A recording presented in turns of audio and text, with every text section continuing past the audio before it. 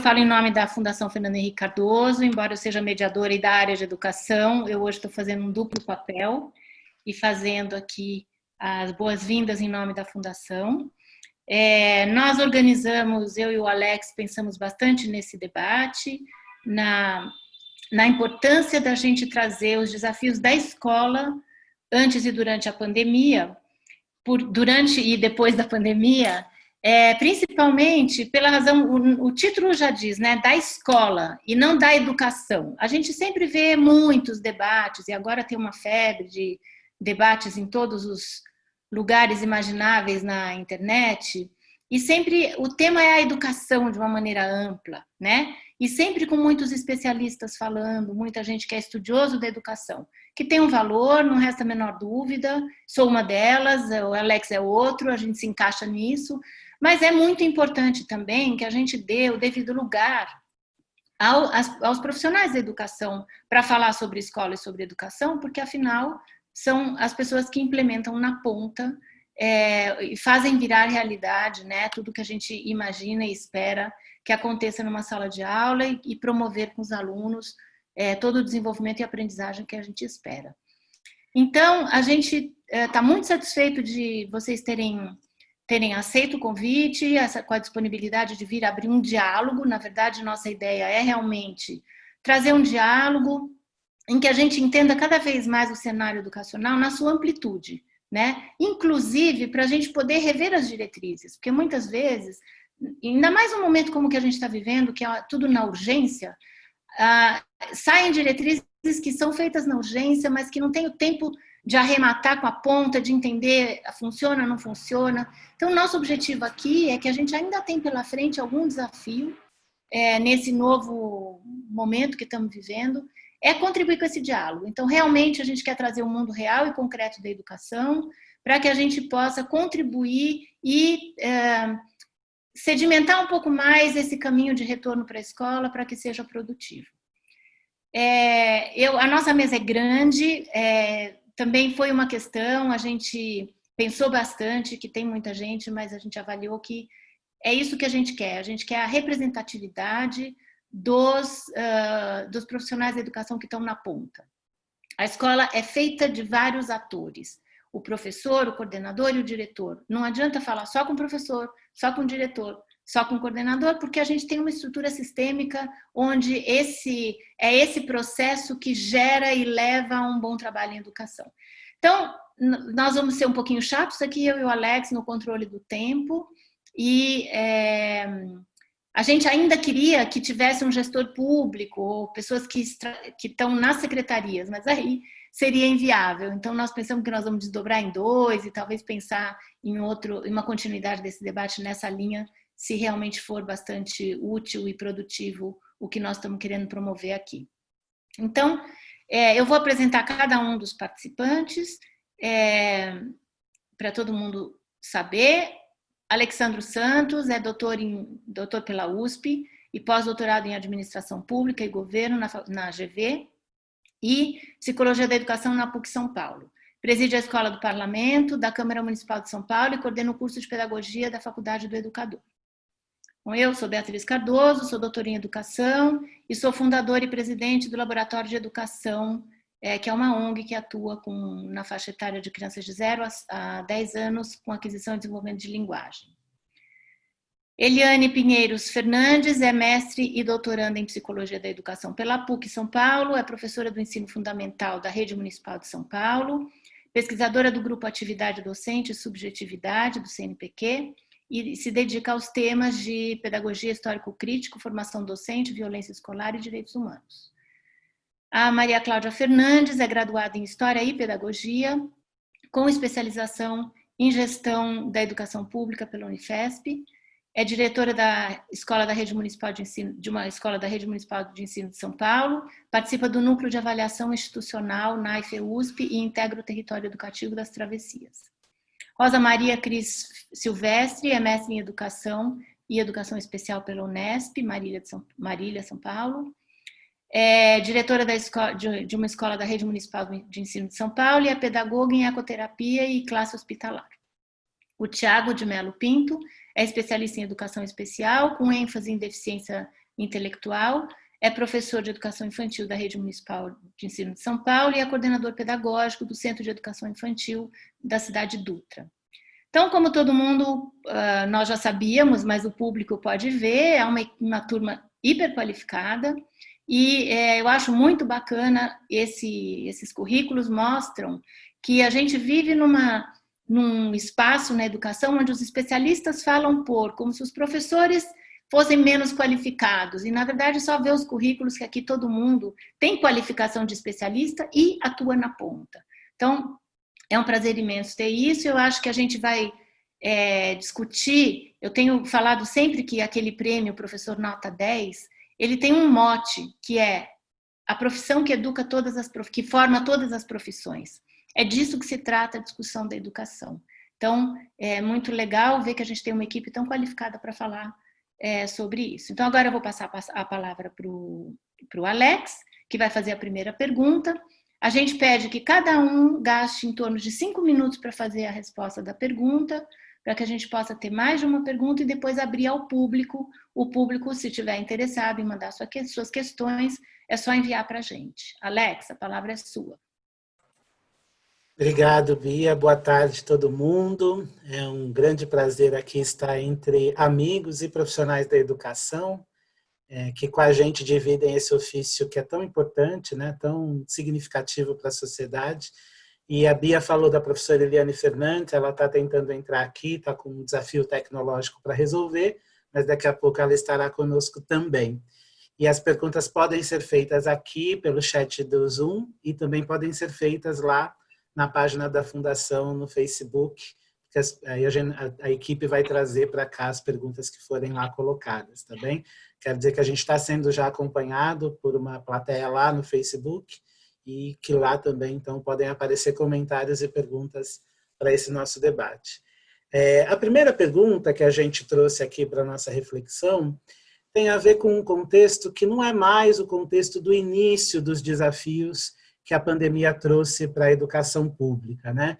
Nós todos vivemos, de fato, um início bastante desafiador, com muitas questões para resolver, mas a gente já está vivendo esse período de afastamento das atividades escolares há mais de 1 mês e meio. Então, as escolas já conseguiram construir algumas soluções e já passaram da fase dos desafios do início e agora estão nos desafios do processo, né?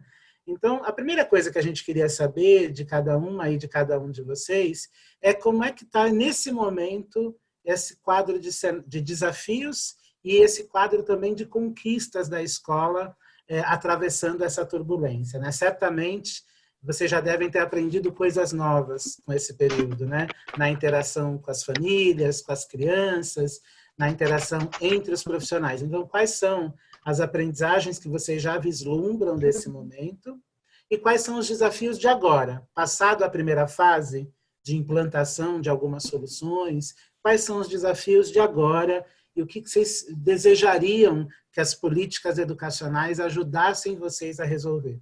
Olá, boa tarde. Eu penso que o desafio maior tem sido como que a gente se comunica mesmo com as famílias.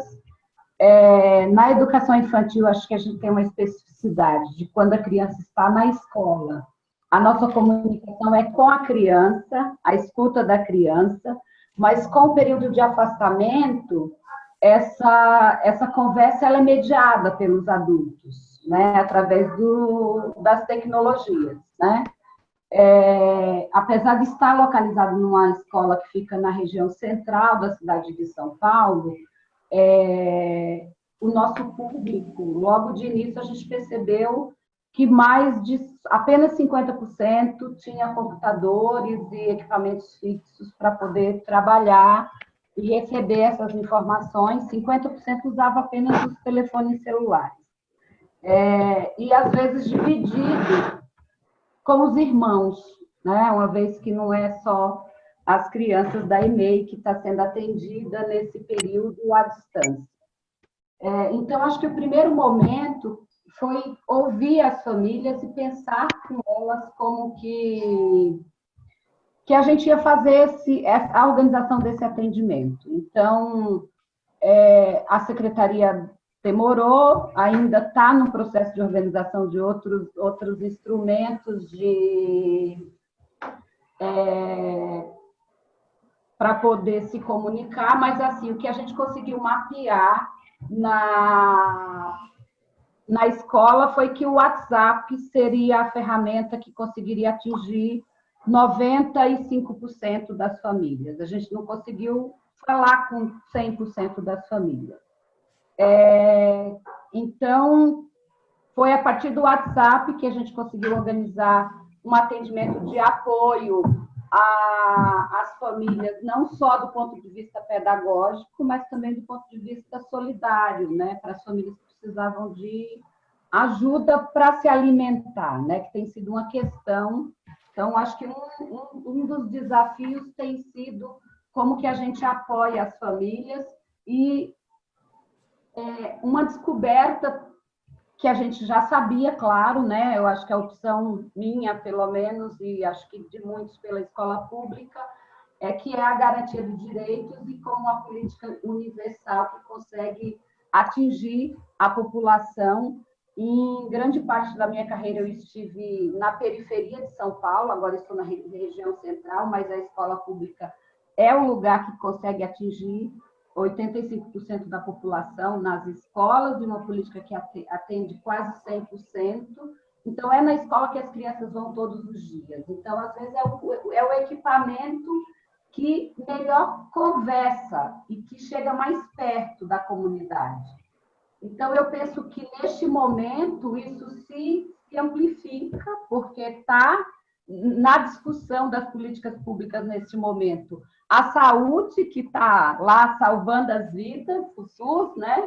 No Brasil, um sistema organizado na década de 90 para ser universal, e a escola, claro, e a escola pública com um dilema imenso, que eu acho que é essa coisa da tecnologia.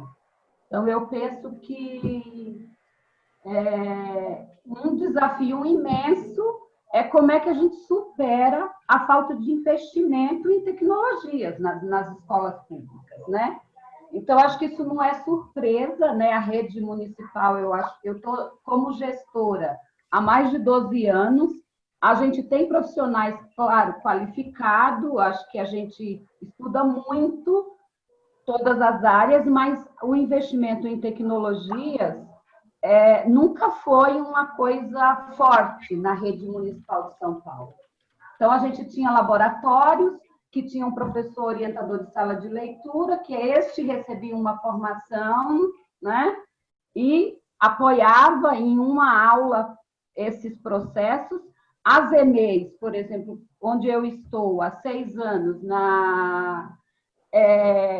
recebeu no primeiro momento lá atrás laboratórios de segunda mão das EMEFs, quando as EMEFs receberam a segunda compra, e ultimamente a gente recebeu 7 notebooks para poder trabalhar nas escolas. Não tem Wi-Fi, e não tem investimento em tecnologias, isso nunca foi uma preocupação da rede. Então, eu acho que o grande desafio é como é que a gente supera essa falta de investimento, tanto do ponto de vista de formação profissional, como de investimento em logística. Então, mesmo na organização do processo de aprendizagem, a gente tinha o SGP no ensino fundamental, que era uma grande questão, que às vezes os profissionais precisavam entrar de madrugada para poder conseguir se dar conta das tarefas, e na EMEI a gente nunca conseguiu chegar no processo de registro, porque não tinha capacidade de logística de receber o que na educação infantil é fundamental, que é a questão das imagens, de vídeos, né, de uma forma de avaliação que é diferente apenas de relatórios, né? Então, acho que esse é um desafio imenso. E, do ponto de vista de formação, a gente precisa de mais tempo. O tempo, por exemplo, que a gente precisa tomar cuidado aqui na resposta, por exemplo, no meio digital, parece muito tempo, mas a gente rapidamente fala muito, né?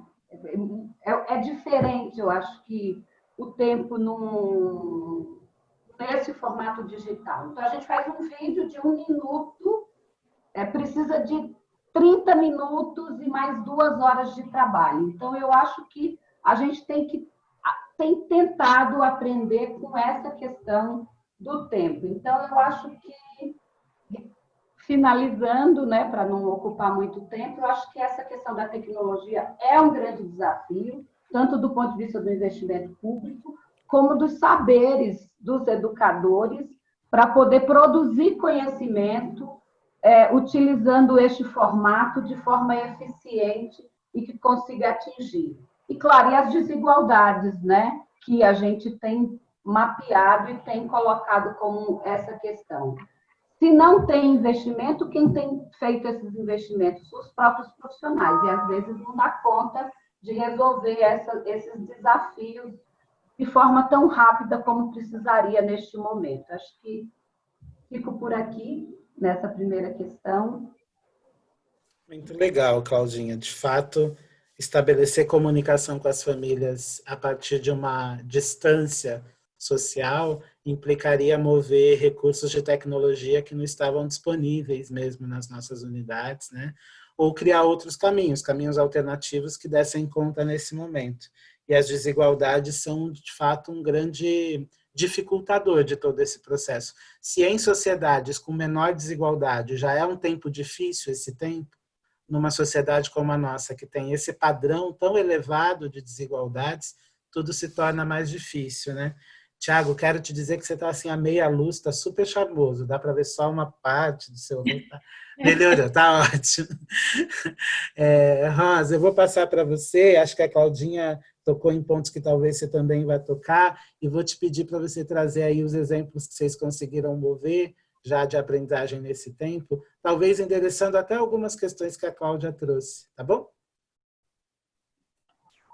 Boa tarde a todos. Queria mais uma vez agradecer essa oportunidade, agradecer o convite da gente poder estar trocando e refletindo junto, mais uma vez, esse momento que a gente está vivendo, né? Já basta a gente não poder se encontrar, então esse momento de troca é fundamental, nos fortalece, nos acolhe bastante. Eu acredito que a Cláudia falou muito bem sobre um grande desafio nosso, que é a relação com a família, essa comunicação com as famílias. Nós aqui conseguimos estabelecer essa comunicação pelo Facebook, pelo WhatsApp, e também reunião com os pais pelo Zoom. E nessa reunião no Zoom, com essa proximidade, um pai relatou, olha, vocês estão colocando as propostas, as atividades no Facebook, só que eu não tenho Facebook e eu não quero ter Facebook. Então, esse respeito a essa individualidade, a gente procurou manter. E é um desafio atingir a maior parte dessas famílias. Isso a gente já vivenciou bastante. Com relação às tecnologias, também, inicialmente, não foi muito fácil. Foi onde nós estabelecemos uma parceria com a universidade, onde os estagiários de pedagogia acompanhavam as professoras e acompanham ainda 2 horas por dia para explicar coisas assim que para eles podem ser muito mais simples, né? Editar um vídeo, colocar um material no Drive, às vezes, e assim eu tenho uma diversidade grande de professoras que, quando fizeram pedagogia, não tinha tecnologia. Então, a gente percebe que, na prática, essa ferramenta é extremamente importante, atual, só que a gente estabeleceu essa parceria, essa troca, pela dificuldade dos professores. Tinham professores que sabem muitas coisas, mas tinham outros que não. E aí, se torna o quê? Fica fragilizado. Então, eu não vou fazer porque eu não sei. Não, vamos fazer, vamos juntos, vamos nesse coletivo. E isso ajudou, eu acho que foi um ganho na escola, enquanto fortalecimento do trabalho coletivo, foi um ganho também partilhar com as colegas. Uma professora do 3º turno, hoje sabe o que a professora do 1º turno realiza enquanto proposta, então a gente partilha mais, a gente resolve mais nesse coletivo. Isso é um ganho nesse período de desafios, né? E agora a gente tem a parte que que está por vir, né? A Cláudia falou muito bem com relação aos territórios. Eu estou na região da Zona Leste, no bairro de Sapopemba, um dos bairros que nós temos o maior número de mortes apontados aí no noticiário diariamente. Então, uma preocupação é com relação a esse retorno, quando todas as escolas vão voltar. Será que todas as escolas têm condição de voltar no mesmo período, desde SEI até universidade? Será que o poder público, o SME, os nossos órgãos centrais, não poderiam se debruçar de uma forma que observasse a singularidade e especificidade de cada região para este retorno ser um retorno com um pouco mais de segurança? Nossas mães mesmo comentam, olha, vai voltar, e como que a gente vai voltar? Todos estão preocupados, né? Então, acho que isso deveria se garantir, esse retorno, de uma forma que não fosse todo mundo junto. Eu sei que já tem uma preocupação de um retorno por fases. Fase 1, fase 2, até que tenham todos os alunos. Mas, para além desse retorno por fases, esse retorno com relação à especificidade de cada local. Será que é o momento? Né? Então, eu acho que o pessoal do setor da saúde, sei que estão nos orientando. Aqui nós vamos ter uma formação com a UBS, com as professoras, para trazer essa segurança. Mas eu gostaria que não fosse apenas uma iniciativa só da nossa escola, mas que viesse um pouco do órgão central essa iniciativa, tanto de formação, mas quanto o retorno também. Ao mesmo tempo, garantir o direito dessa criança de repente, não retornar este ano. Isso foi algo que uma mãe me trouxe. Olha, esse ano não vou levar para a escola. Não vai mais para a escola esse ano, mesmo que volte em setembro, que seja a data indicativa. E eu posso fazer isso? Eu posso ficar com meu filho? Não vai ser prejudicado com relação às faltas? Como que vocês vão computar isso? Ela trouxe esse questionamento para a gente, né? Então, teremos um momento com as crianças, mas o momento de atividades propostas pelo vídeo permanece? Isso garante? Não garante? Então, essas famílias estão preocupadas com essas questões. E eu acho que a gente tem que garantir esse direito para essas famílias, essa preocupação das mães, de um modo geral, porque mais de uma mãe que se preocupou com isso. Eu, enquanto diretora, me preocupo com o uso das EPIs, os equipamentos de proteção, lógico. Eu sei que o órgão central vai nos uma verba direcionada para isso, só que eu me preocupo que não adianta eu ter a verba, comprar todos os equipamentos necessários e eu estar com falta de funcionários, por exemplo, da equipe da limpeza. Porque antes da pandemia, houve uma redução do número de funcionários da equipe terceirizada, uma redução no contrato. Então, eu acho que, assim, mais uma vez, esses órgãos centrais, devido a este momento, teriam que revisitar esse contrato, reavaliar e, de repente, otimizar o maior número de funcionários da limpeza. Estou dando um exemplo da limpeza, mas não é só, né? Cada região, acho que enfrenta um desafio. Aqui, a minha escola é uma escola muito grande, nós temos 10 salas para educação infantil, 600 crianças, e eu tenho apenas 3 pessoas para realizar a limpeza de uma escola que abre às 7 da manhã e fecha às 19. Isso também é um outro item que me preocupa. Esse retorno, esse horário vai ser das 7 às 19? Nós estamos aguardando orientações e os protocolos devidos com relação a isso, tá certo?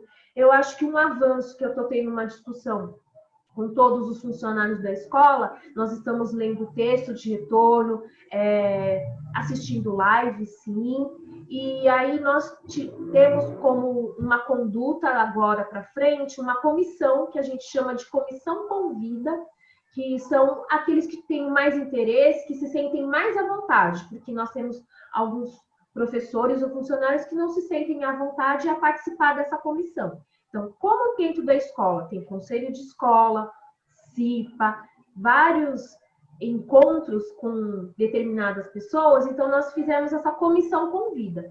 Essa comissão são pessoas de todos os setores, todos os segmentos da escola, limpeza, cozinha, etc., que vão estar acolhendo mais essas famílias. A gente precisa saber o número de pessoas que estão com Covid na região ou tiveram, como estão nossas crianças. Essa comissão vai fazer uma avaliação, um acolhimento antes da volta às aulas e antes mesmo do retorno dos professores, né?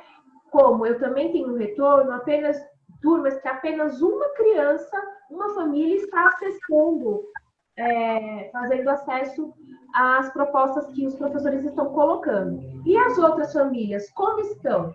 Não acessaram por quê? Essa comissão convida, é essa comissão que vai se debruçar um pouco mais com relação a isso, para a gente poder acolher melhor quando tiver o retorno. Isso é uma proposta que eu acho que é um ganho de fortalecimento nosso, enquanto equipe, enquanto no PPP, que não consta no nosso PPP, a gente vai revisitar para poder estar colocando isso. Vamos ter psicóloga, formação com UBS, psicólogos, que também podem nos fortalecer nesta comissão, para o nosso retorno, que já indicativo de setembro, mas a gente já está trabalhando nisso agora, né? Acho que é uma proposta nossa que vai nos fortalecer. O que mais? Eu acho que é isso, né? Assim, de uma forma... Tá ótimo. Eu quero ouvir os colegas, né?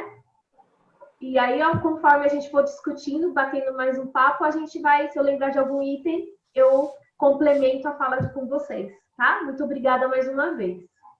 Obrigado, Rosa. Acho que você conversa com o que a Claudinha trouxe, né? As dificuldades estruturais da rede, que passam pela questão da tecnologia, do número de profissionais que trabalham nas escolas, do tipo de jornada de trabalho que isso acaba gerando, das limitações, né? Quando houve esse redesenho do contrato da limpeza, mesmo antes do cenário da pandemia, vocês, equipes gestoras, já apontaram que estava mais difícil.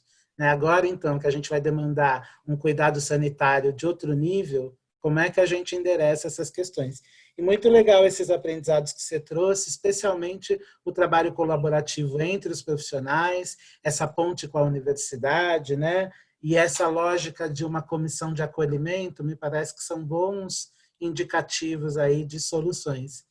Tiago, queria passar para você e já vou preparar a Eliane. Eliane, nessa primeira rodada, a gente perguntou assim, passada a primeira fase de atropelos, de dificuldades, de desafios, quando a gente começou essas soluções de aprendizagem remota, o que agora que a coisa já está em andamento, o que está aparecendo como mais desafiador e eventuais aprendizagens que estão florescendo na escola, coisas que a escola está aprendendo a partir dessa experiência, tá?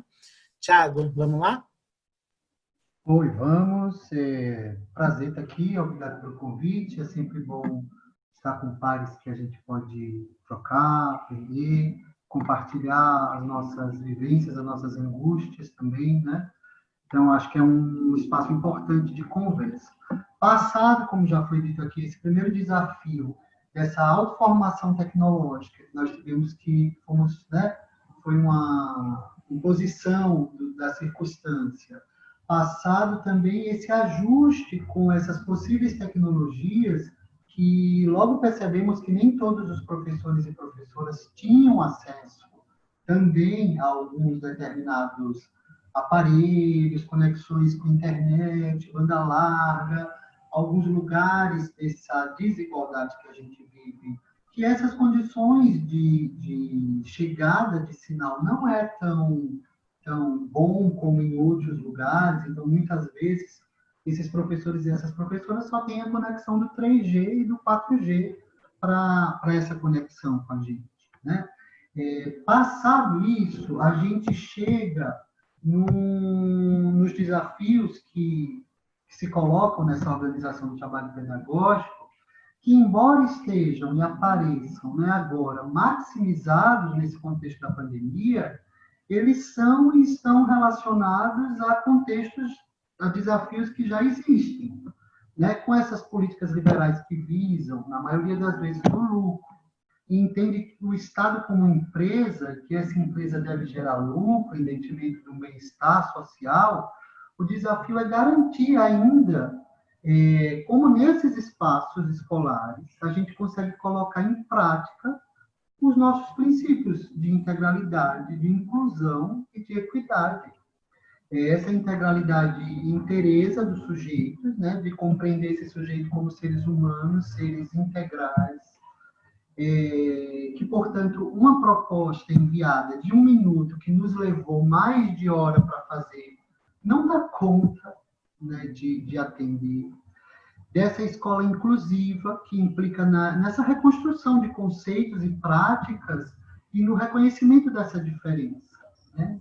E pensando que a escola pública tem essa possibilidade de não apenas oferecer para todos igual oportunidade de ingresso, independentemente de suas origens, diferenças, né, diversidade, mas que a escola pública tenha essa condição de garantir que todos possam ter o seu lugar como sujeito, né, que essa hipótese de que todos os que estão presentes na UE podem aprender, vivenciar, experienciar, é muito potente.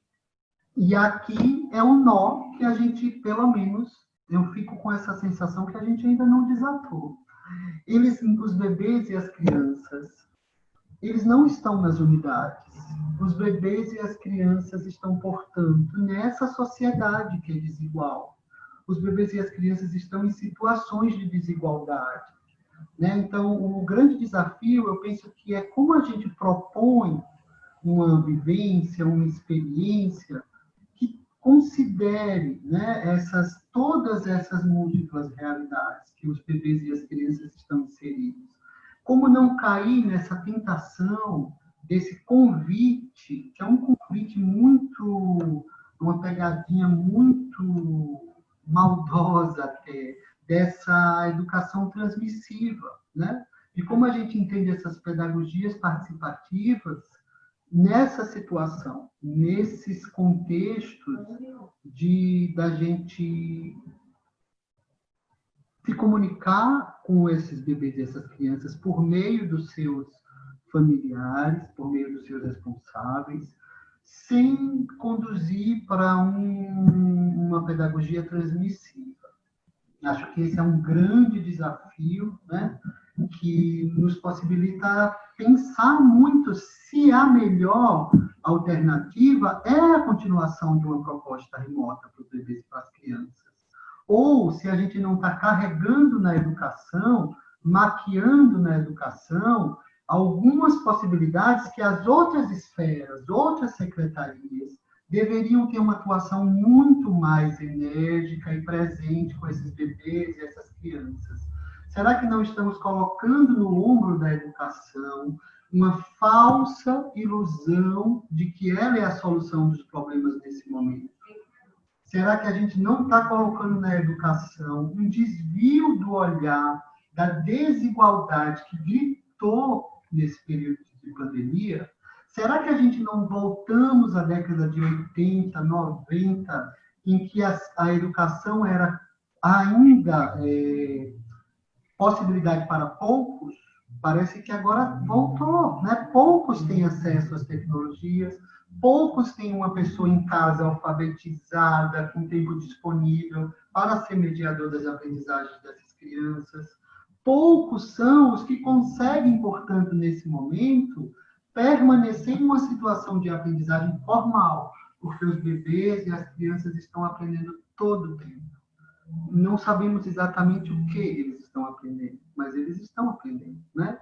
Então, talvez a gente precise, não sei, fico com essa sensação, que a Secretaria de Educação precisa conversar muito com as outras secretarias, né? E a solução só com a gente, olha, eu sinceramente acho que é uma carga muito pesada. Então, a parte de conversar com as famílias, de acolher as famílias, de saber de suas angústias, eu tenho certeza que meus colegas estão fazendo muito bem. Mas a gente tem limitações, né? A gente tem limitações, que a gente, né, por mais que a gente conduza essas famílias, informe quais são os órgãos que elas precisam procurar para que isso aconteça, nós mesmos estamos acionando alguns órgãos para que essa rede de proteção aconteça. E acho que o desafio agora, Alex, é que os nossos governantes liberaram o retorno. Então, eu tenho famílias que estão nos respondendo que, à noite, quando eu chegar, professor, eu vejo o que vocês mandaram. Né? Meu bebê está com alguém. Quem é esse alguém? Né? Em que situações esse alguém está cuidando desse nosso bebê, que aqui na nossa unidade nós teríamos condições de promover a equidade, a inclusão e assegurar a integralidade desse sujeito.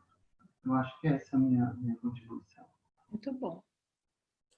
Muito legal, Tiago. Eu acho que esses pontos que você toca conduzem desde a Claudinha, desde a professora Maria Cláudia, desculpa, uma conversa que é como é que a gente coloca a educação e como uma corresponsabilidade desta sociedade, né? Tem um pedaço dessa tarefa que cabe a nós, instituições educacionais, e centros de educação infantil, EMEIs, EMEFs, mas tem um campo de responsabilidade que está com outros atores e que precisa coordenar, né? Eu só vou aproveitar e dar um recado aqui para a nossa audiência, que a Eliane tentou bastante entrar, mas de fato a tecnologia não ajudou. Então a gente não vai conseguir ouvir a Eliane aqui hoje, né? E aí a Eliane é uma professora do ensino fundamental que traria um olhar mais específico para as crianças maiores. Não tem problema, outras oportunidades a gente constrói. Então a gente tem aqui a representação mais forte da educação infantil, mas certamente com questões que atravessam todas as etapas, né, Bia? Vou passar para você, que talvez você siga na pergunta e leve para a gente conversar mais. Tá ótimo, Alex. Eliane, você participa aí mandando pergunta, fazendo comentário, a gente está te incluindo aqui na medida do possível. Que pena que não deu certo. Bom, primeiro, assim, muito legal, eu acho que vocês de fato fizeram o que a gente queria, né? Quer dizer, um voo panorâmico sobre as questões estruturais e a realidade onde a educação acontece, né?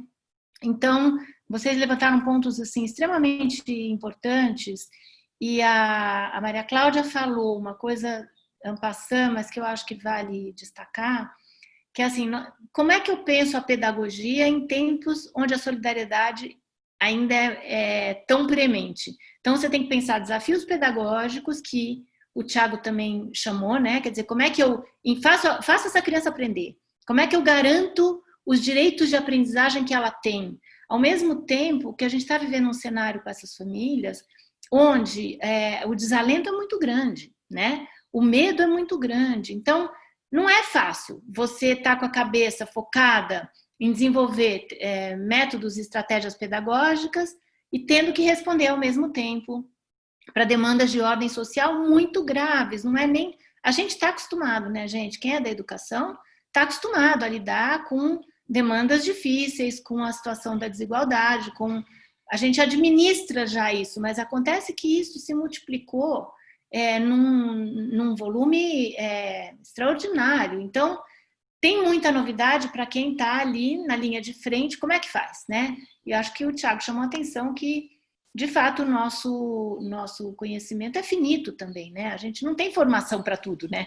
A gente tem formação para algumas coisas e, de repente... Então, acho que chamar a atenção para a questão dos outros setores, qual é a conexão e que tipo de articulação é necessário e possível fazer. Não vamos esquecer que nós estamos num momento de crise, não vamos inventar que tudo é possível, mas algo há de ser possível, né? Acho muito relevante. Acho que a Rosa tocou em pontos muito importantes e eu gostaria até de que da gente pensar um pouquinho mais essa questão dos protocolos, que eu acho que é chave a coisa de um protocolo único, que põe todo mundo... E eu fico me perguntando, se eu sempre faço um exercício de alteridade, né? Bom, e se eu sou a secretária de educação? E se eu sou a coordenadoria? O que eu faria? Como é que eu incluo esse feedback que pode vir? Não é fácil. Então, aqui não se trata de falar como eles fazem mal, se trata da gente tentar entender os grandes problemas. E eu acho que vocês trouxeram alguns grandes problemas que devem ser olhados. Esse da intersetorialidade, agora, nesse momento, o que seria possível.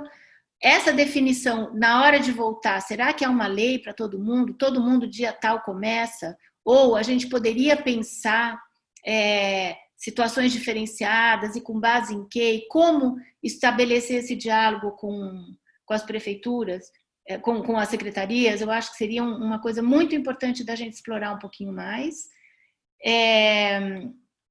Eu fiquei o tempo inteiro ouvindo vocês e pensando, como eu mencionei antes de começar o evento, o público não sabe, mas na minha ONG, Laboratório de Educação, nós estamos com um projeto muito grande com o Estado do Maranhão, exatamente para a educação infantil. Se a realidade que vocês estão trazendo é essa, vocês podem imaginar quantas dificuldades a gente enfrenta no sertão do Maranhão, que é onde a gente está baseado lá. E como chegar nessas famílias, como dialogar para que eles atuem com a criança, porque não é só falar com os pais, é fazer com que os pais façam algo que eles não têm repertório e que eles não aprenderam a importância. Então, é muita coisa ao mesmo tempo que a gente tem que dar conta, sem o apoio da tecnologia, que aqui ainda tem muito mais do que lá, né?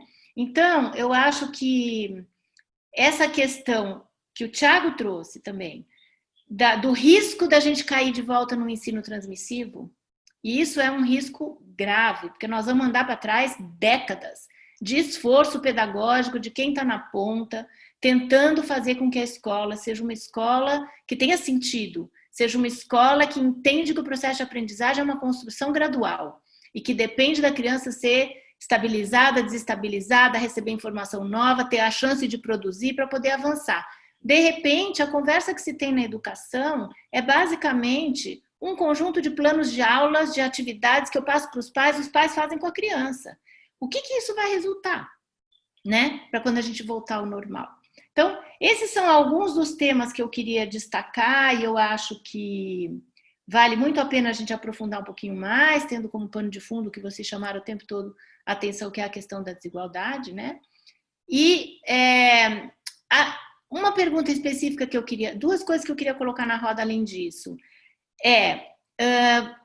Também aconteceu, especialmente em São Paulo, porque vocês aqui em São Paulo acho que é mais forte ainda, tem inúmeras plataformas com repositórios de conteúdo para ajudar, né? Nascem com o intuito de ajudar com que esse processo de educação remota se viabilize. Eu queria um pouco que vocês falassem sobre isso. Tem muito dinheiro investido nessas plataformas, tem muitas iniciativas, muitas pessoas colocando conteúdo. É útil? Não é útil? O que é útil? O que poderia ser um suporte para vocês que estão com esse desafio na linha de frente? Eu acho que isso seria um assunto interessante para a gente ver.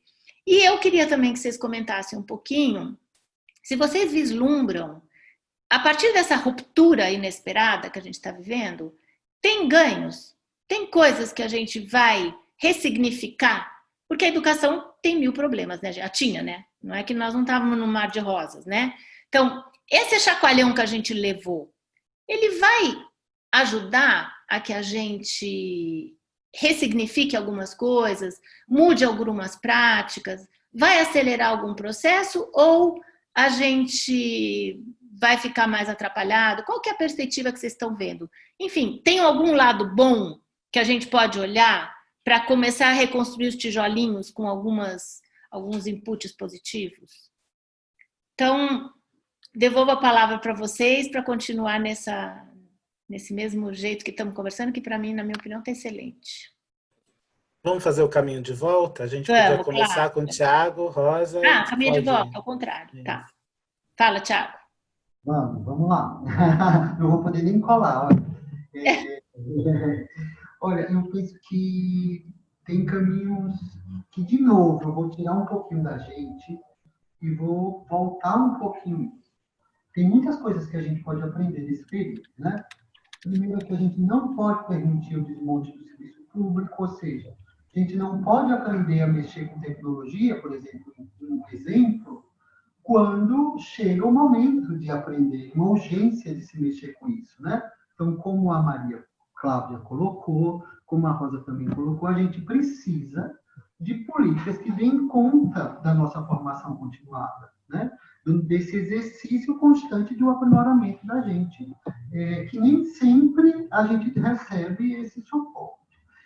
Penso que uma coisa também que a gente precisa ficar muito atento quando a Beatriz coloca de todos esses lugares que estão tendo até às vezes com boas intenções, né, desse lugares que a gente pode buscar propostas de vivências, da gente não cair numa coisa que a gente está tentando resistir e que tem uma pressão muito grande que exista, que é a formação de uma cartilha para a educação infantil, de apostilhas para a educação infantil, né?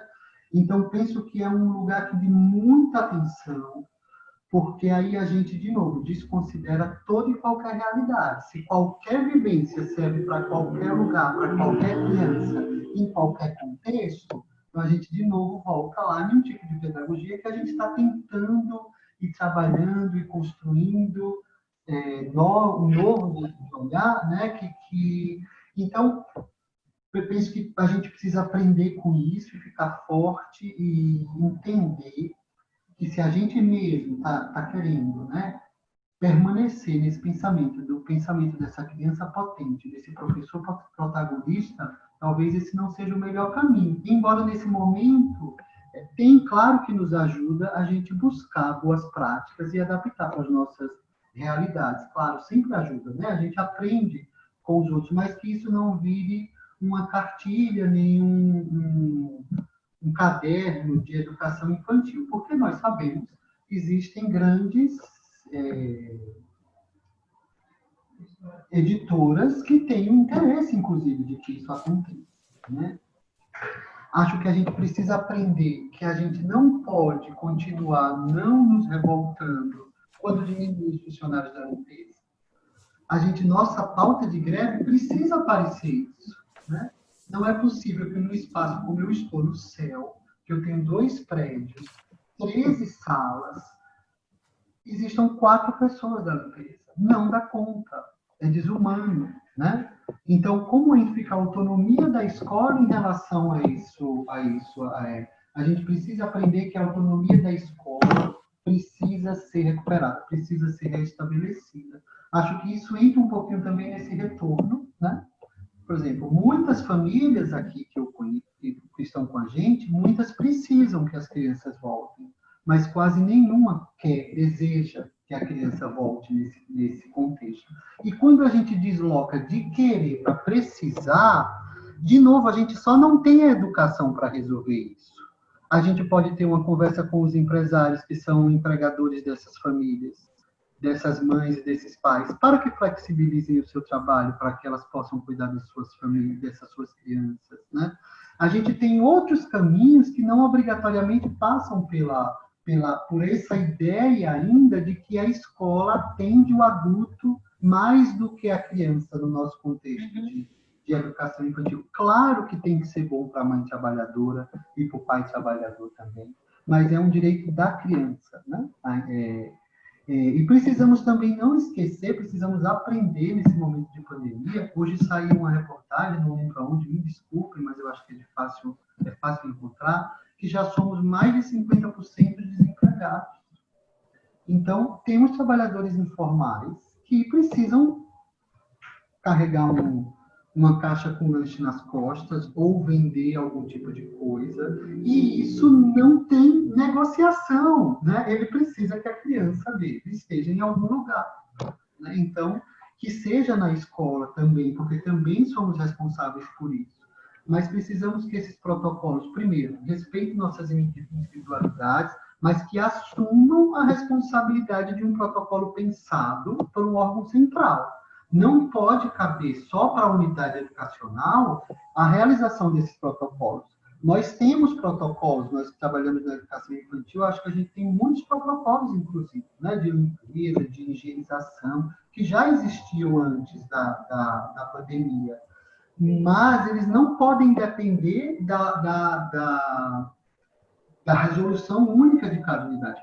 Tem protocolos que precisam ser pensados pelos órgãos centrais em parceria com os outros órgãos para que seja garantido também nos nossos espaços esses protocolos, né? Ótimo, Thiago. Eu vou acelerar porque estou vendo que está chegando perguntas já do público e eu quero que todo mundo possa falar. Muito legal o que você trouxe, acho que já cria um gancho com a fala anterior da Rosa, né? Quer dizer, a questão dos protocolos é que a gente tem que encontrar uma solução, você tem razão, tem coisas que tem que vir do órgão central mesmo, porque não dá para reinventar a roda toda hora, mas talvez isso que você falou, quer dizer, se a gente puder ter protocolos que algumas famílias que precisam voltam, outras que não voltam, ligando com o que a Rosa já comentou, que tem pais que querem ficar com as crianças esse ano, porque elas têm medo, né? Se a criança vai ser prejudicada, levar em consideração essas 1000 dimensões que estão em pauta e que trazem a expectativa da família também, né? E a necessidade da família ou não. E o serviço se adequar um pouco mais a esse momento de necessidade. Então, Rosa, acho que você pode continuar aqui dentro dessa conversa, porque você mesma trouxe vários pontos relacionados a isso. Sim. E ainda assim, respondendo você, Beatriz, a sua primeira pergunta sobre as plataformas, né, retomando essa pergunta, se é um número grande, se é útil, se não é útil, realmente foi um número grande de plataformas. Na Prefeitura de São Paulo, nós temos, né, o Classroom, que é só uma plataforma para os pais. Mas como nós já tínhamos uma comunicação com esses pais via Facebook e WhatsApp, aí chega uma outra plataforma. Então, eles têm que visitar 3 plataformas. Então, alguns pais estão tendo essa dificuldade, né? Eu tenho percebido isso, que quando abre-se um leque muito grande, dificulta muito esse nosso processo. E mesmo as professoras também, né? Quando você está acostumando, vamos supor, uma reunião no Zoom, agora tem que ir para o Teams. Agora vai para o Meeting, não sei o quê, vai para o Hangout. Então, isso tudo também a gente tem que processar, se organizar para poder avançar. Então, esse número grande de plataformas, eu acho que dificulta, a minha opinião. E ainda, com relação à segunda pergunta, acho que não sei se eu consigo complementar o Thiago, os ganhos o que vamos ressignificar, mudar nas nossas práticas, qual a perspectiva, né, que você lançou. Para quem não sabe, eu gosto muito e participo de escola de samba, né? E escola de samba, a gente se prepara durante um ano de preparação, de enredo, de ensaio, etc., para desfilar um dia 50 minutos, que seja. E nós, enquanto escola, não falo só da educação infantil, mas todas, nós temos um dia ou 2 dias para preparar todo um trabalho de um ano. Então, eu acredito, assim, é o inverso, né? São os opostos, os 2 opostos que eu amo aí, e que é um grande desafio. Eu acho que a gente vai ter uma ressignificação nesse planejamento quando a SME propõe que os professores voltem e tenham 10 dias que seja de formação ou de organização, que é algo que já foi realizado em outros momentos e que a gente, ao longo dos anos, a gente foi perdendo esse tempo de preparação, onde temos agora um dia 2. Antes nós tínhamos vários dias, né? 3, uma semana. Quem sabe agora vai ressignificar essa prática, onde tenhamos 10 dias de preparação. E isso vai nos fortalecer, essa reorganização do PPP, enquanto os professores estão preocupados com vídeos, editar vídeo, toda essa preocupação, mas também estão revisitando o PPP, que ao longo do ano ele tem que ter vida, ele vai se construindo e ele vai se modificando. E quando a gente está com as crianças, vou ser muito sincera, como professora e como gestora, a gente tem dificuldade de arrumar um tempo de mexer nesse PPP da forma devida. E agora, com esse momento, a gente está conseguindo realizar isso de uma outra forma. Eu acho que isso é um ganho e está ressignificando. Então, eu acho que, enquanto perspectiva, ressignificar esse tempo de elaboração, de planejamento, se faz muito importante, muito essencial. E que agora a gente, com esse momento que a gente vive, a gente vai deslanchar de uma outra forma. Não sei se eu estou... Não sei como meus colegas veem isso, né? O outro momento também, enquanto currículo na educação infantil da cidade de São Paulo, é uma preocupação com relação à alimentação, às refeições das crianças, a singularidade, a especificidade, né? Só que nós temos 35 crianças no nosso cotidiano. Agora, com esse momento que a gente vive, muito provavelmente vai voltar um número reduzido de crianças e por etapas, fase 1, fase 2. Eu acredito que esse momento a gente vai ressignificar o momento, por exemplo, de alimentação, enquanto tempo e espaço. Algumas escolas têm como prática abrir o horário de alimentação, vamos supor, vou citar o almoço, das 10 ao meio-dia. Nesse período, a criança está em atividade, está no parque, agora ela sai do parque, ela vai, ela almoça e ela retorna. Um exemplo. Mas são práticas individuais, em poucas escolas. Agora, com um número reduzido, num outro momento, será que a gente consegue fazer nessa perspectiva, essa atenção, esse acolhimento melhor? Estou citando o momento da refeição, mas de repente outros momentos vão surgir aí, né? Porque já era um pedido, vem o currículo da cidade e a gente não consegue implementar. E aí agora, quem sabe, a gente consegue ter esse olhar mais atento. Vamos ter um pouco mais de tempo e nesse espaço com as nossas crianças, né? Então, eu vislumbro uma perspectiva boa, positiva. Pode falar que eu sou otimista demais, mas assim, eu procuro ver essas coisas positivas mesmo. Os desafios continuam, quem sabe eles vão até aumentar. Mas a gente tem esses pontos aí que a gente pode fortalecer. Muito legal, Rosa. Eu acho que é exatamente isso que eu acho que é o pensamento que a gente tem que provocar em todos nós. Quer dizer, o primeiro olhar é uma catástrofe. Bom, nós vamos ter que dar conta dela. Tem oportunidades? Então, você está trazendo? Tem. A gente pode, talvez, trazer de volta coisas que se perderam na teoria e colocar na prática, porque nós vamos ter que lidar de maneira diferente com a rotina escolar, com a cadência do tempo. O uso do tempo é uma coisa chave. Em educação, de uma maneira geral. Na infantil, então, nem se fale. Então, como que a gente vai redimensionar, né? Agora eu vou passar a palavra para a Cláudia, porque já tem várias questões e o tempo já está chegando aqui, batendo na trave. Então, vamos lá, Cláudia. Então, vamos lá. Eu penso que em relação ao que a gente vai ressignificar, o que a gente está fazendo de interessante nesse processo, acho que um ganho, aí eu acho que complemento o que a Rosa traz, é a questão da possibilidade de todos os educadores estarem juntos no mesmo momento refletindo, né? Com as crianças na escola, atendendo 12 horas, a gente está sempre dividido e por mais que a gente organize os tempos de formação, a gente tem 3 ou 4 grupos diferentes que se reúnem para poder fazer esse processo reflexivo. Então, eu acho que um salto que a gente deu e que me deixa muito motivada, o Alex sabe disso, a equipe do Território Educativo das Travessias, que é um processo que a gente tem feito de planejamento e de integração de 4 EMEIs aqui do Território Central de São Paulo, a EMEI Monteiro Lobato, a Patrícia Galvão, a Gabriel Prestes e a Armando Arruda Pereira, da Praça da República.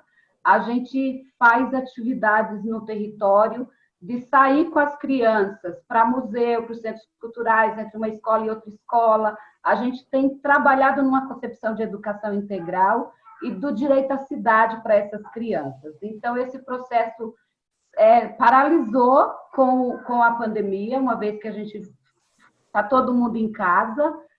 Recentemente, a gente participou de uma ação na cidade chamada Ocupa a Cidade, onde as crianças, a gente fez uma caminhada da paz, né?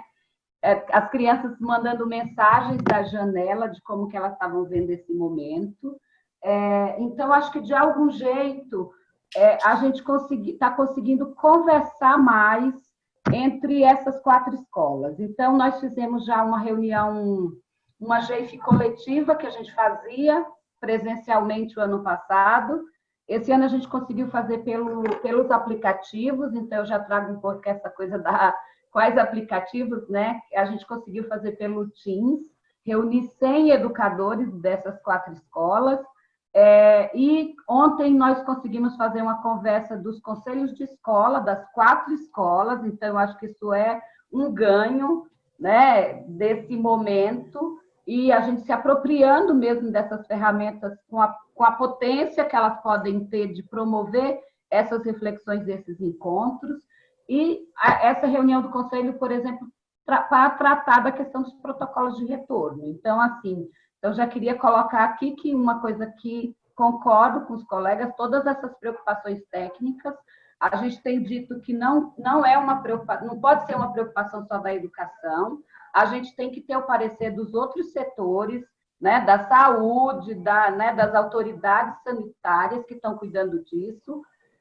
Tem que ter um rigor, porque, de fato, a escola é um lugar de transmissão de doença. A gente que está na educação infantil, as crianças pequenas, quando elas entram nas escolas, elas adquirem toda a imunidade a partir desse momento. Elas gripam, elas pegam febre, a escola é um lugar de transmissão, né? Então, a gente tem toda essa preocupação. Como é que a gente vai organizar tudo isso e responder tudo isso? Então, ontem, os conselhos das nossas 4 escolas se reuniu para começar a pensar isso.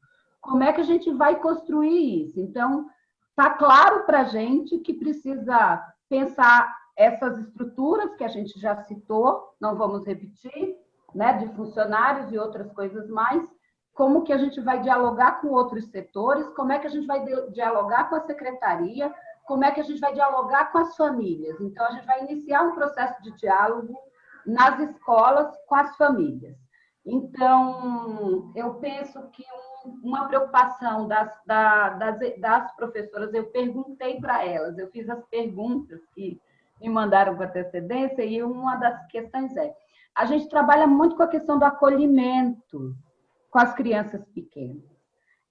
E o choro nos primeiros dias, aqui estão meus colegas da educação infantil, a gente se prepara emocionalmente para receber as crianças na primeira semana.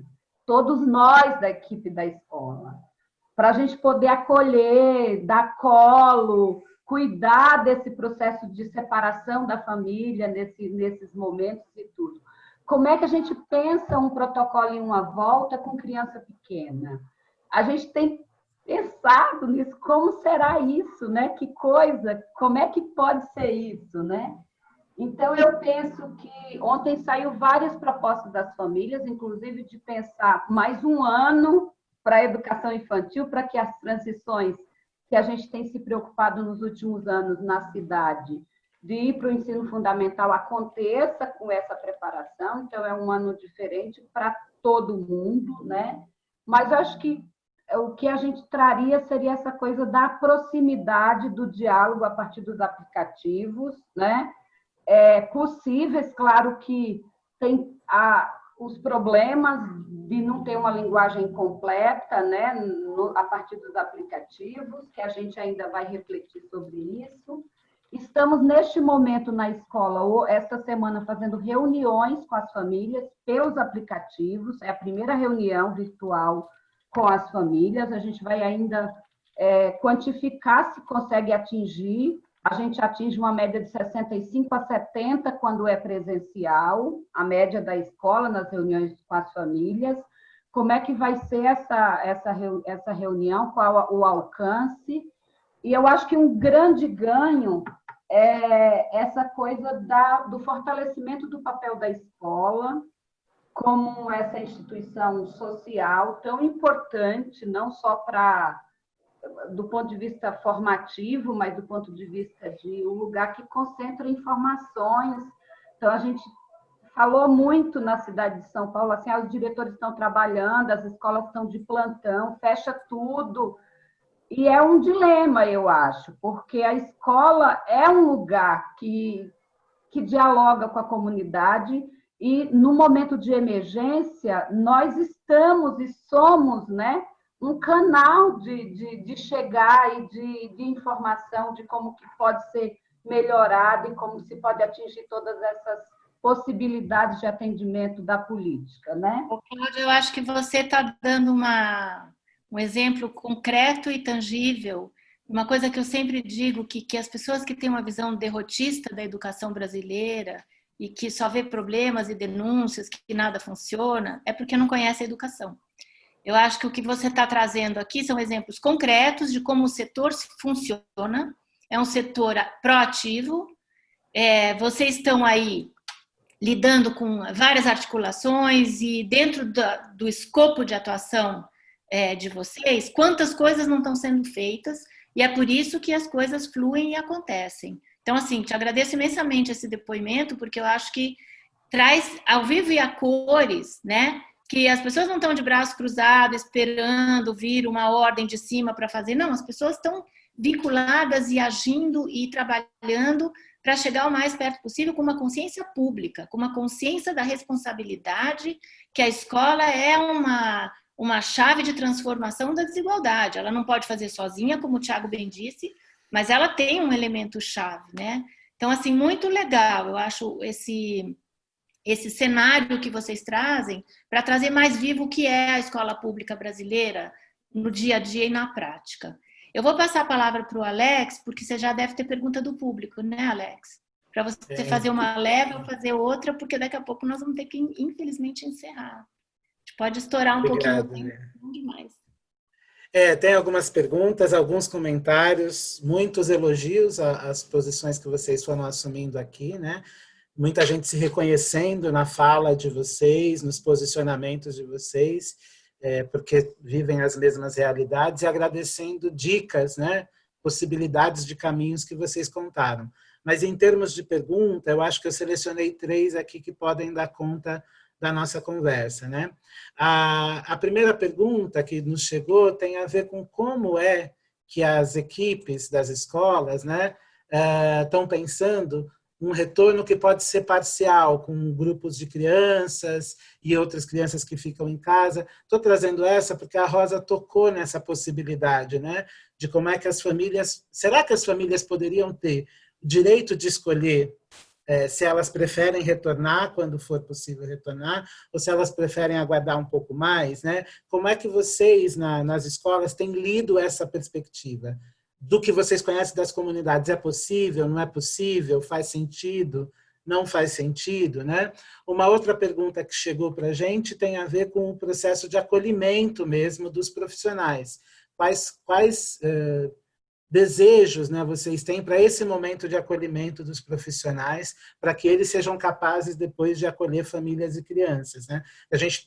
Ninguém acolhe se está com medo, ninguém acolhe se está se sentindo muito inseguro, ninguém acolhe se está se sentindo violentado. Então, a partir do lugar que vocês estão, o que seria primordial no acolhimento dos profissionais para que eles possam fazer o acolhimento das famílias? E tem uma terceira pergunta, se vocês têm percebido um diálogo das escolas municipais e da rede municipal de ensino com possíveis ajudas, apoios da Secretaria Estadual de Educação. Essa talvez seja uma pergunta mais de gestão educacional, mas se chegou à escola algum tipo de ponte entre a rede municipal de ensino e a rede estadual de ensino. Vocês compartilham escolas no mesmo território, às vezes, né? Tem uma escola municipal e uma escola estadual no mesmo território, atendendo a mesma população, né? E essas são as 3 perguntas que eu selecionei aqui. Tem outras ali que talvez a Bia possa recuperar e a gente faz uma segunda rodada se der tempo, tudo bem? Aí acho que agora fica mais à vontade, não precisamos estabelecer ordem. E pode responder uma, não precisa responder as 3, né? Então, só para ser objetivo, retornando. Uma pergunta sobre como é que as famílias podem ou não optar pelo retorno no tempo, uma segunda sobre o acolhimento dos profissionais e uma terceira sobre possíveis interações entre a rede municipal e a rede estadual no território. Quem se anima a dar uma primeira resposta rápida? Cláudia. Então, vamos lá, opção pelo retorno. Eu penso que a gente iniciou essa conversa ontem, tem família que gostaria de não voltar.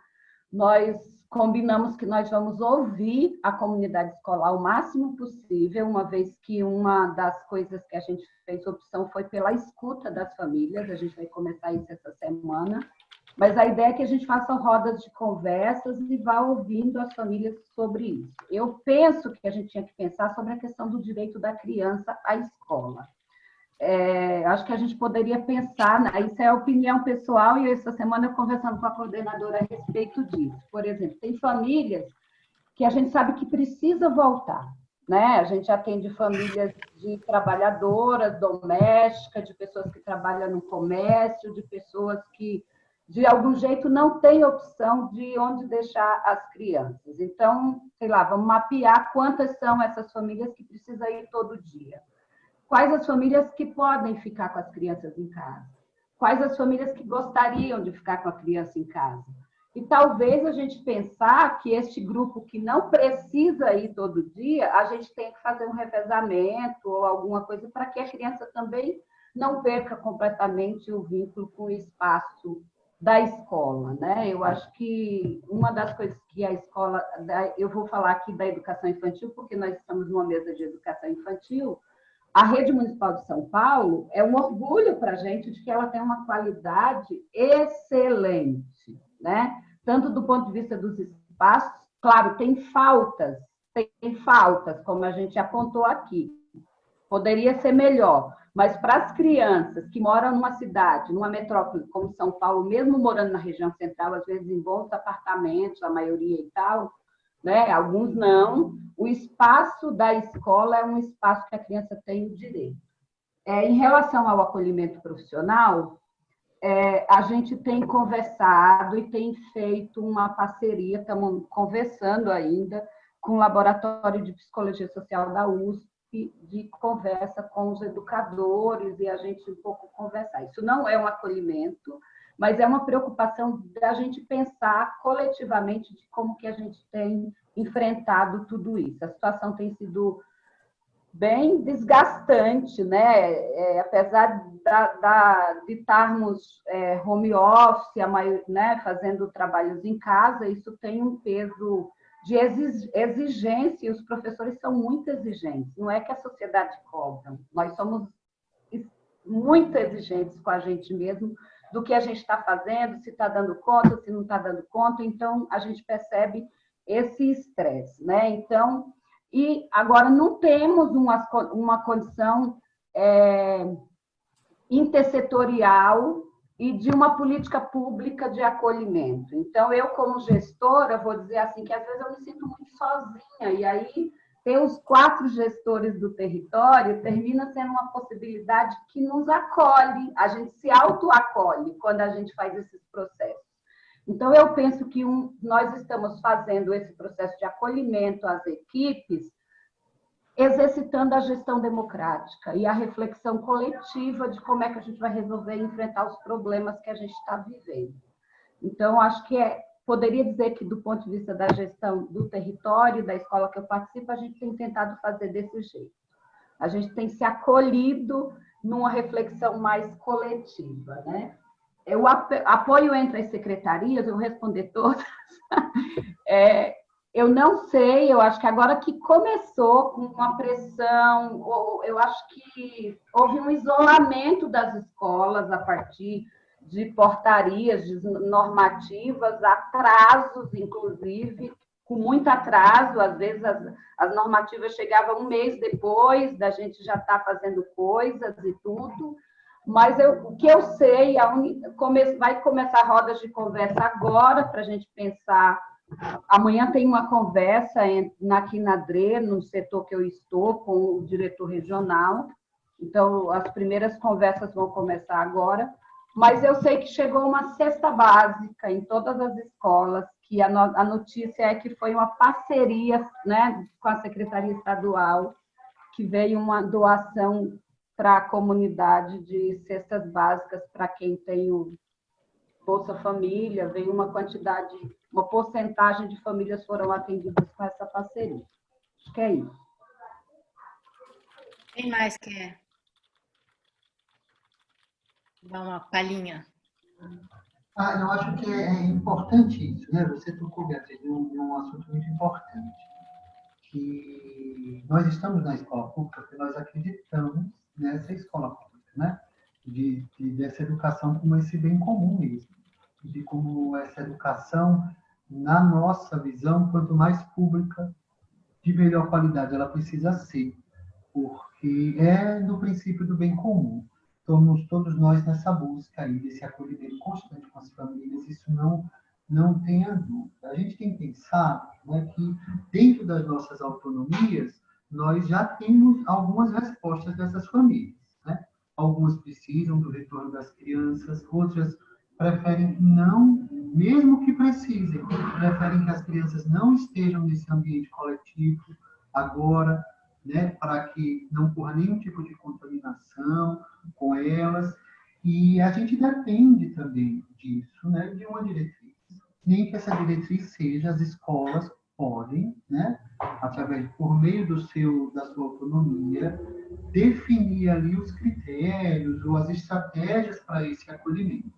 Mas, por exemplo, saiu alguma coisa vinculada das crianças que estão nos anos finais de cada estágio, teriam que voltar. Por exemplo, as crianças do minigrupo 2, que são crianças com 3 anos para 4 anos, as crianças de 5 para 6 anos que estão acabando a idade da EMEI para o ensino fundamental, as crianças que estão acabando o ciclo de alfabetização, enfim. E eu fico pensando na gente, na educação infantil, qual o critério de estabelecer que precisa que crianças de 3 anos voltem, se a gente não tem nenhum tipo de avaliação, de classificação, de promoção, para que essas crianças continuem na sua caminhada, na sua trajetória na educação infantil, né? As nossas crianças já não são mais as mesmas. Nós largamos os nossos bebês e crianças em março, né? Nós vamos para setembro. Nós já temos crianças completamente diferentes das que nós tínhamos quando elas estavam aqui com a gente. Já são outros bebês. Tem um dado muito importante na Prefeitura de São Paulo, talvez minhas colegas podem confirmar, foi construído muito trocador nas escolas, das unidades de educação infantil, porque a gente tem uma demanda esses anos de muitos bebês de 3 meses, 4 meses, 5 meses, né?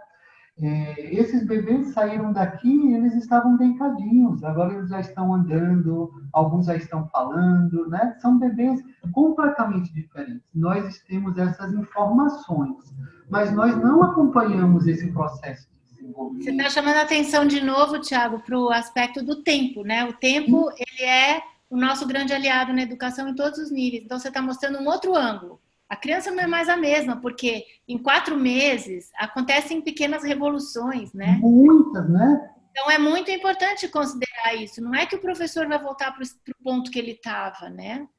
Então, a gente tem que... Vou passar a palavra para a Rosa, porque o tempo está apertado e tem bastante pergunta, que eu acho que eu vou até só depois fazer um apanhado geral das perguntas. Então, só para fechar, a gente tem pensado muito nisso em relação ao acolhimento dos professores, porque também precisamos entender que não sozinho não damos conta, somos amorosos, estamos acolhendo todos os profissionais, mas temos limitações também, precisamos também, nos cargos de gestão, desse acolhimento de parceiros. Né? Rosa. Eu acredito que meus colegas contemplaram bem as perguntas, né? Até ampliaram um pouco mais a discussão. E eu vou até falar só uma palavrinha com relação ao acolhimento dos profissionais, o que é primordial, né? Na secretaria, nós temos, ao final do ano, uma avaliação de desempenho. Todo ano é realizado com todos os funcionários. E é gestão e funcionário. E aí, o real, possível e o imaginário, né? Porque tem uma nota que isso impactua diretamente na evolução do profissional, etc. Então, eu acredito que há, em algumas unidades, conciliações com relação a essa avaliação, acordos internos, né, possíveis.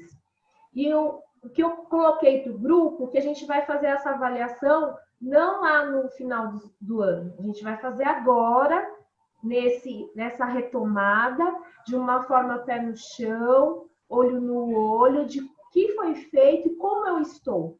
Eu tenho professora que teve Covid, e ela não relatou para o grupo, no grupo do WhatsApp, por exemplo. Os colegas não sabem que ela teve, mas ela teve, assim, confiança e responsabilidade de relatar para a equipe gestora. Então, é respeitar o tempo e cada um como veio. Da mesma forma que o Thiago fala, que a criança não volta igual, os profissionais também não estão voltando igual. Então, eles merecem esse acolhimento. Eu só queria complementar a sua fala aí, Thiago, com os nossos professores, né? Como eu também tenho professores que perderam entes queridos, né, nesse momento. E aí como ficou? Não só a nossa idade, acredito que em todas, né? Então é isso. pensar também que não volta igual. Nos perguntaram lá no Facebook por que a gente não trouxe as vozes das famílias e das crianças para essa conversa. Claro, são vozes imprescindíveis para a gente escutar. É que a gente tinha um desafio mesmo do tempo e do formato. Acho que a gente gostaria de ouvir até mais atores, por exemplo, os profissionais que trabalham na limpeza, os profissionais que trabalham no administrativo das escolas, mas o formato do encontro ficaria difícil para a gente mediar com muita gente. Talvez a Fundação possa, daqui a pouco, pensar um segundo encontro com outras vozes, com vozes de estudantes, de famílias, de profissionais dos outros quadros. Mas a gente não esqueceu, não. É só que foi uma decisão dadas as limitações que a gente tinha. Tá bom, Bia? Com você. Bom, tem uma pergunta dirigida a mim, que é como que eu vejo o retorno às aulas, levando em conta o convívio familiar tão intenso que as crianças tiveram. É uma longa conversa, né? Eu acho que a gente tem que só ter em mente, todo mundo, que as crianças passaram por uma ruptura de rotina, tiveram que se acostumar, se acostumaram, estabilizaram ao longo desses meses, chegaram num novo acordo ali de funcionamento. E nós vamos ter uma nova ruptura. Portanto, só reforçando, né, minha resposta ao que foi dito aqui, é que flexibilidade de protocolo, entender a singularidade de cada um, o processo das crianças, porque não vão todos voltar da mesma maneira, uns vão gostar, outros não vão gostar, e a gente vai ter esse desafio. Já junto numa outra pergunta, que também não vai dar para a gente aprofundar muito, mas a Letícia pergunta como que a gente pode, numa estrutura que não tem nem papel higiênico, ensinar o distanciamento nas creches. Eu acho que a gente já deu uma boa resposta, assim, de que há muitas preocupações de muitos níveis e que, pelo menos em São Paulo, não é bem assim, que não há nem papel higiênico nas creches. As creches são bastante bem equipadas, elas são bastante estruturadas, os profissionais são de primeira linha, como vocês estão vendo aqui. E eu acho que a questão de ensinar o distanciamento na creche é sobre-humano, quer dizer, não há possibilidade de ensinar distanciamento. As crianças não entendem, a linguagem delas é o corpo, elas estão na fase motora. Por isso, a questão que todos trouxeram aqui, o protocolo flexibilizado. Será que a educação infantil é o primeiro a voltar? Quando volta? Quando já tem vacina? Tem que ter todas essas questões encaminhadas. A educação infantil tem uma característica, não dá para ensinar o distanciamento. É um fato, né? A gente pode virar a polícia, ficar punindo, mas o que vai ser isso no futuro dessa criança? Como é que ela vai entender isso, né? Então, bom, aí tem o Milton, que trouxe uma questão que eu acho que dá um outro seminário. Depois eu vou passar a palavra para vocês fazerem uma palavra final. Se vocês quiserem, vocês mencionam. Mas ele traz toda a questão da avaliação. A avaliação como, neste momento, como o feedback necessário para que se possa fazer um replanejamento e como é que a gente pode buscar os conteúdos adequados para desenvolver as competências e habilidades necessárias. Eu não vou nem entrar nesse assunto porque eu tenho opiniões bastante contundentes em relação a isso nesse momento. O papel de a gente voltar às aulas com avaliação eu acho bastante preocupante do ponto de vista da própria equipe dos professores. Eu acho que a gente tem que voltar agora olhando para a formação dos professores e acolhimento. Mas acho que vocês poderiam dar uma última palavrinha sobre isso. E também tem uma pergunta da Rosa, Renata Rosa, onde ela traz que esse momento em que as pessoas estão tendo que lidar com a tecnologia, que isso é uma possibilidade, um recurso, lidar com toda essa diversidade, que isso é muito importante para o aluno, que vai preparar ele para a vida. Porque vão introduzir também, via tecnologia, a singularidade e a individualidade no processo de aprendizagem. Então, assim, eu acho que são duas perguntas enormes, né, gente? Porque uma trata de avaliação e a outra trata de papel da tecnologia na formação do aluno. Vocês fiquem à vontade, porque eu quis só falar para o público que a gente está atento às questões. E tinha também uma pergunta do Sérgio Fausto sobre o controle dos riscos para a volta. Se vai ter testagem, se vai ter... qual é a orientação que a saúde está dando para que essa volta seja a mais segura possível. Então, eu vou devolver a palavra, a gente já estourou loucamente o tempo, e vocês fazem uma última fala, depois o Alex também faz uma fala final, e eu também, e a gente encerra bem atrasado, mas acho que é porque está valendo muito a pena. Então, vamos lá. Quem quer fazer sua fala final?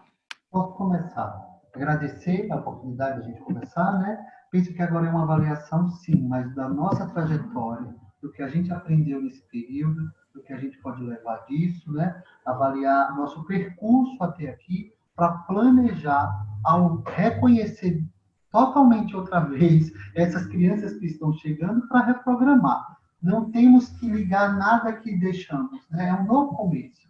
E a gente volta cheio de novas pessoas. Então, a gente tem que avaliar de como começar, de como recomeçar.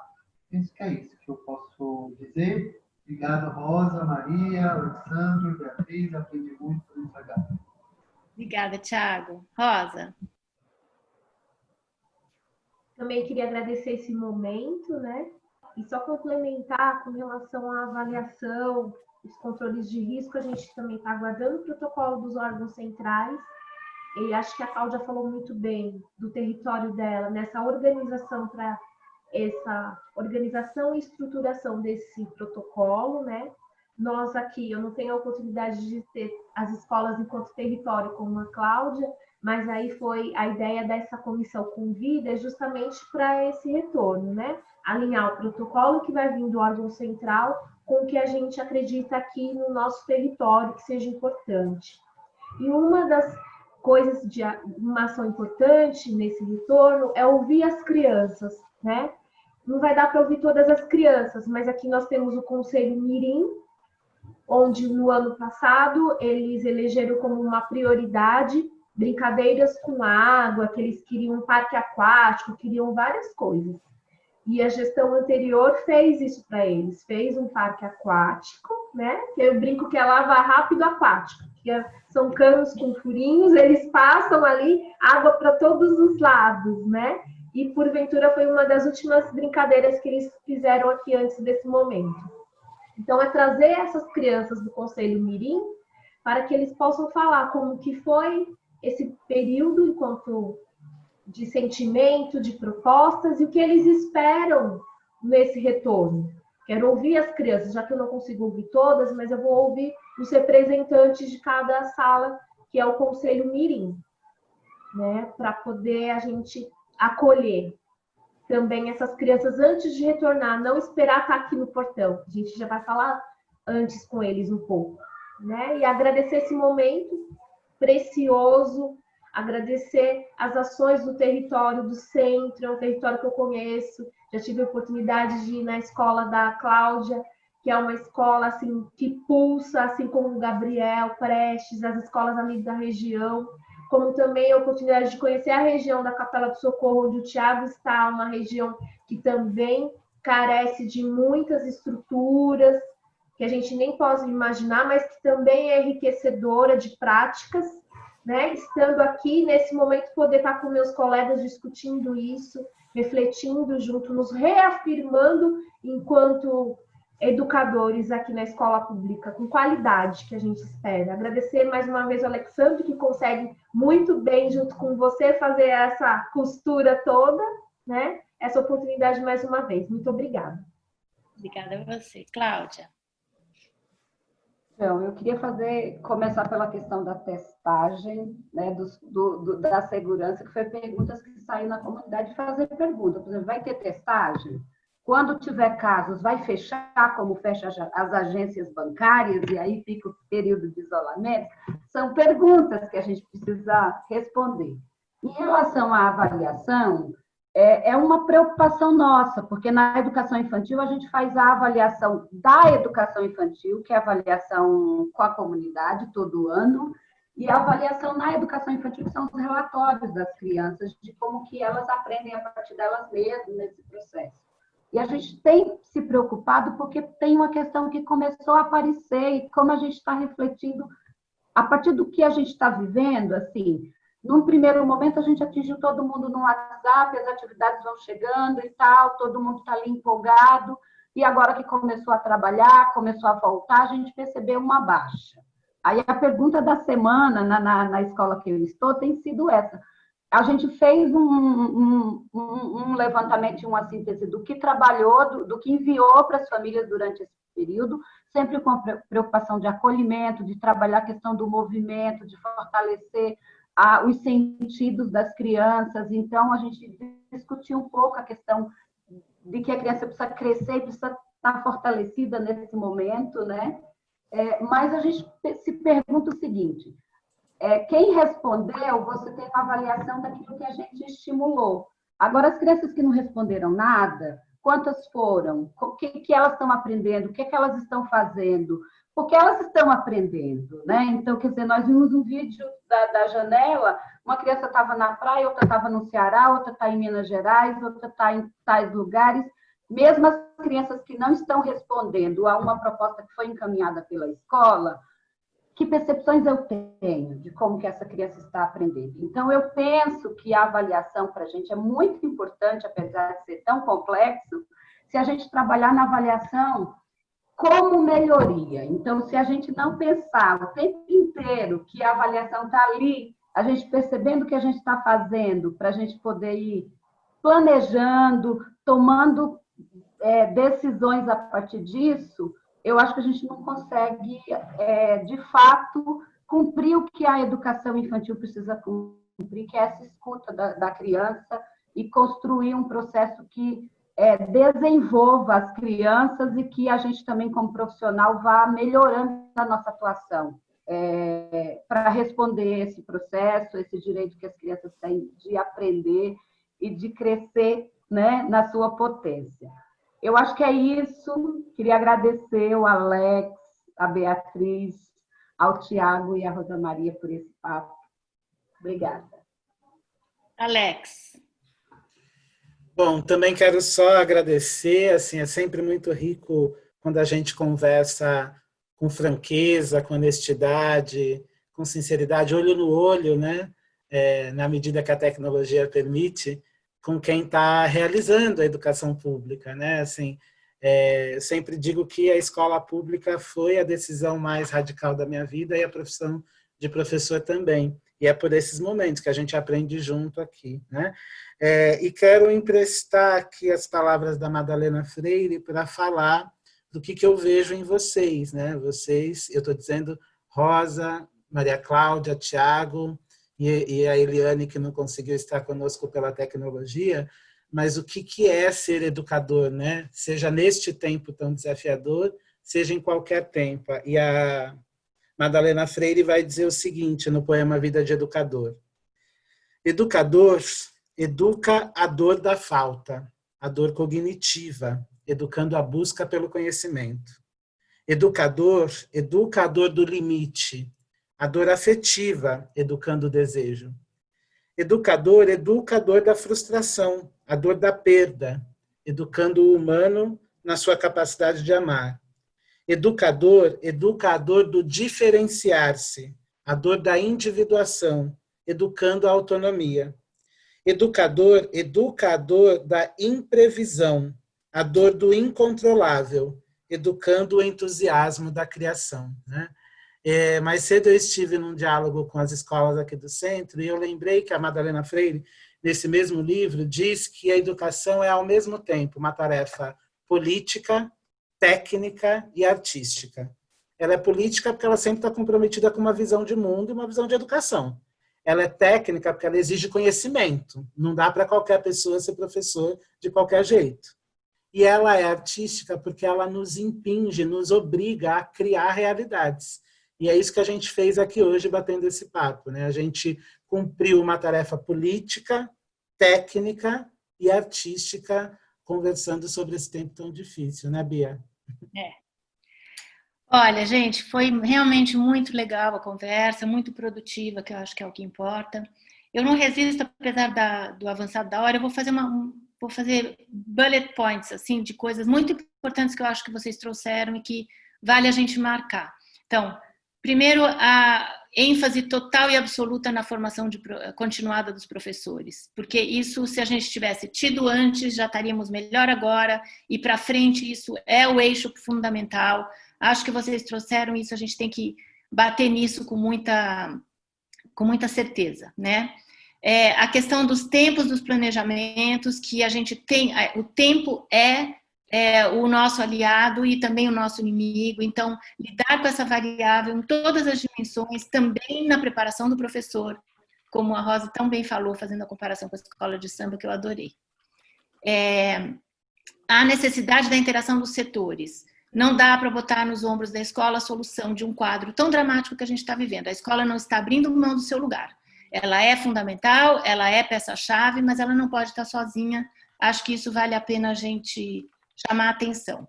Necessidade de protocolos flexíveis que dialoguem com as regiões, com as realidades de determinados contextos. Então, não é um decreto para tudo, mas olhar para as necessidades e talvez fazer em camadas e pensar sobre isso. Uma coisa muito importante que o Thiago trouxe, que é o risco do ensino transmissível, é o risco da gente validar de volta o ensino de antigamente. Então, por causa dessa situação, a gente precisa ficar de olho. Talvez a gente não consiga, num primeiro momento, fazer tudo o que deveria ser feito, a gente lança a mão de uma estratégia ou outra, agora não voltar atrás achando que a transmissão do conteúdo é suficiente para resolver o problema. Depois, a questão que tem ganhos, né? Eu acho que a gente teve aprendizados. A questão da proximidade do diálogo, que ela foi favorecida pelos aplicativos, todos vocês narraram que de alguma maneira estão chegando perto dos pais, né? Talvez estão conversando mais com os pais do que conversavam antes, né? Isso é um ganho. E isso a gente vai continuar levando com a gente na próxima etapa, né, do trabalho. E o fortalecimento do papel da escola, que está evidente aqui a importância estratégica da escola como o lugar onde a educação acontece.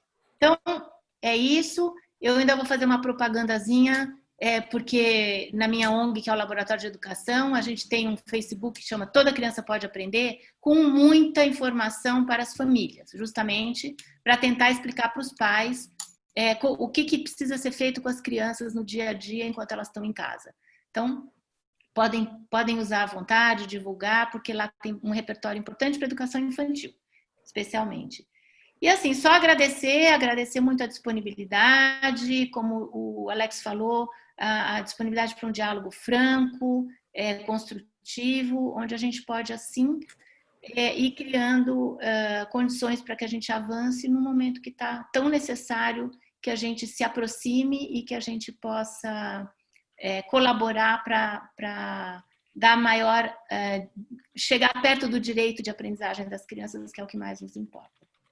Então, infelizmente, eu vou ter que acabar, a gente vai ter que encerrar, porque estava muito legal. Quem sabe a gente inventa outros e continua conversando de educação. Eu acho que vale a pena. Então é isso, gente. Muito obrigada, tchau para todo mundo e ficamos em contato.